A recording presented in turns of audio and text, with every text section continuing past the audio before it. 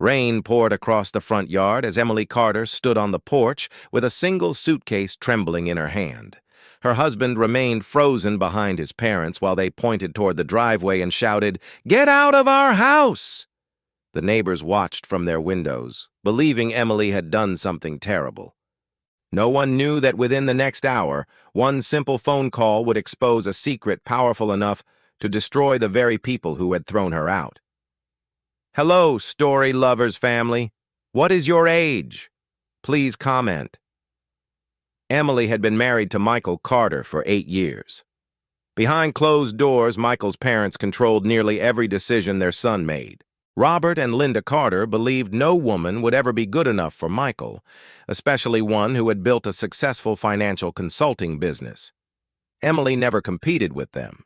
She respected them, celebrated every holiday with them, and quietly helped whenever the family faced financial trouble. When Robert underwent expensive heart surgery, Emily secretly paid the hospital bill without expecting a single thank you.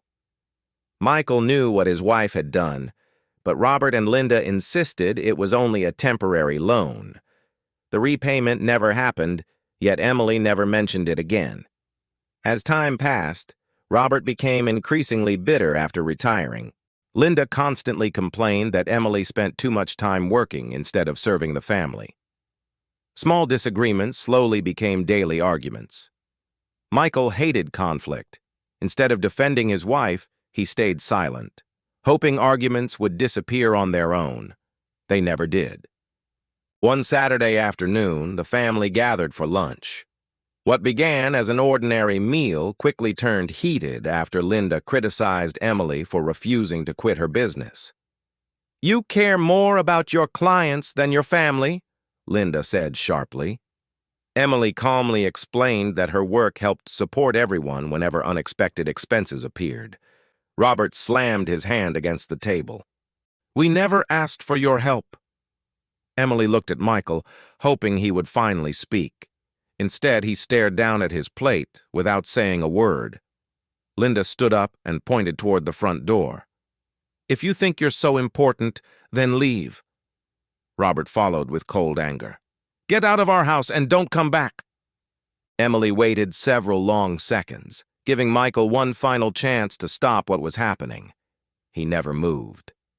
Without raising her voice, Emily walked upstairs, packed one suitcase, and returned to the front door. Before leaving, she looked directly at her husband. "I hope one day you find the courage to stand for what is right." Michael lowered his eyes. Emily stepped outside and drove away without looking back. 20 minutes later, she parked beside a quiet lakeside park and dialed David Harrison, the attorney who had handled her personal finances for years. After hearing everything, his voice became serious. "Emily, there's something your husband and his parents have completely forgotten. It's time they learned the truth." David opened a confidential file that had remained untouched for years. 5 years earlier, Robert's construction business had collapsed. The family had fallen behind on their mortgage, and the bank had started foreclosure proceedings. Because Robert's credit was ruined, no lender would refinance the loan. Emily had quietly stepped forward, using her own savings as collateral, and signing a private financial guarantee that saved their home. She had asked David never to reveal her involvement, wanting Robert to keep his dignity. "The agreement clearly states, your guarantee can be withdrawn if you are forced from the residence," David explained. "They broke that agreement today." Emily remained silent for several moments. She had never wanted revenge. She only wanted respect. Finally, she nodded. "Please do what the law allows." By the following morning, David officially notified the bank that Emily was withdrawing her guarantee. Without her support, the refinancing contract became invalid, and the lender immediately requested a new qualified guarantor within 30 days. They had no one. 2 days later, Robert opened the letter from the bank. His confident smile disappeared within seconds. Linda's hands began shaking. Michael stood speechless as David arrived to explain everything. "Emily saved this house years ago," David said calmly. "Yesterday, you repaid her kindness by throwing her onto the street." For the first time, Robert realized the woman he had called selfish had sacrificed more for his family than anyone else. Michael drove to Emily's office, hoping to apologize. She agreed to meet him for a few minutes. He admitted his silence had been his greatest failure and begged for another chance. Emily listened without interrupting. When he finished, she quietly replied, "A marriage cannot survive where respect disappears. Your parents shouted for me to leave, but your silence told me I no longer had a home." She handed him divorce papers that had already been prepared.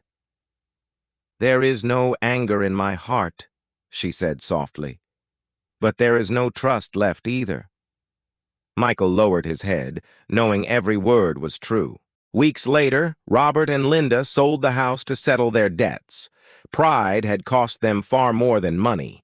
They had driven away the one person who had protected them most. Emily continued building her business and devoted herself to helping families facing financial hardship. She refused to let betrayal change her generous heart, but she became far wiser about whom she trusted. Loyalty should never be mistaken for weakness, and kindness should never be repaid with cruelty.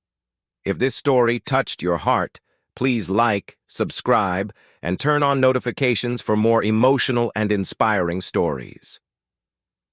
Thank you for watching.